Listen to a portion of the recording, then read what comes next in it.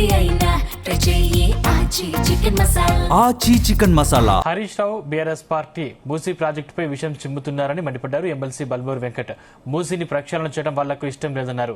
మూసీ బాగైతే హైదరాబాద్ ప్రజలు ఎప్పటికీ సీఎం రేవంత్ రెడ్డిని గుర్తు పెట్టుకుంటారని బీఆర్ఎస్ భయమన్నారు. గతంలో హుస్సేన్ సాగర్ నీళ్లను కొబ్బరి నీళ్లు చేస్తారని కేసీఆర్ బడాయి కబుర్లు చెప్పారని విమర్శించారు.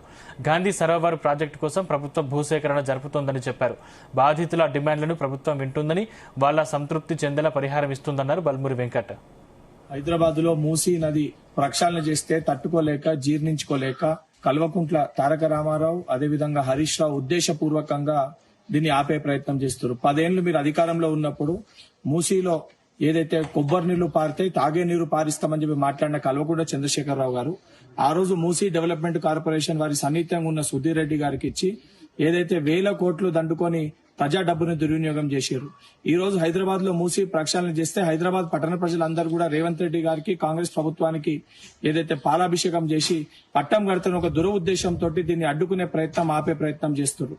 ఈ రోజు హరీష్ రావు నువ్వు నిర్వాసితుల దగ్గరికి వెళ్లి ఏదైతే తీపి మాటలు వాళ్ళతో మాట్లాడుతున్నావు. మల్లన్న సాగర్ నిర్మాణం చేసినప్పుడు 14 గ్రామాలు నిర్దాక్షిణ్యంగా ఖాళీ చేయించి అడ్డగోలుగా వాళ్ళని ఇబ్బంది పెట్టి ఏదైతే చాలా మంది చనిపోవడం కూడా జరిగింది. ఒక నిర్వాసిత అయితే సొంత తన ఇంట్లో ఏదైతే తను ఒంటిపైన కిరోసిన్ పోసుకొని కూడా జరిగింది. ఆ రోజు పట్టించుకొని మీ ప్రభుత్వము ఈ రోజు ఉద్దేశపూర్వకంగా ఏదైతే సంబంధించి కాంగ్రెస్ ప్రభుత్వం పైన బురద జల్లే ప్రయత్నం చేస్తున్నావు. నిర్వాసితులకి తప్పనిసరిగా వారికి సరైన న్యాయం చేయనీకి కాంగ్రెస్ పార్టీ సిద్ధంగా ఉంది. నిర్వాసితులకు కూడా నేను విజ్ఞప్తి చేస్తున్నా, ఈ బీఆర్ఎస్ పార్టీ నాయకులు ప్రతిపక్షాల నాయకుల మాటల్లో పడకండి. తప్పనిసరిగా మీరు ఏదైతే ప్రభుత్వంతో చర్చించి మీకు కావలసిన ఏదైతే నష్టపరిహారాన్ని ప్రభుత్వంతో చర్చలు జరిపి తప్పనిసరిగా మీకు ఇప్పించే విధంగా ప్రయత్నం చేస్తామో ఆ రకంగా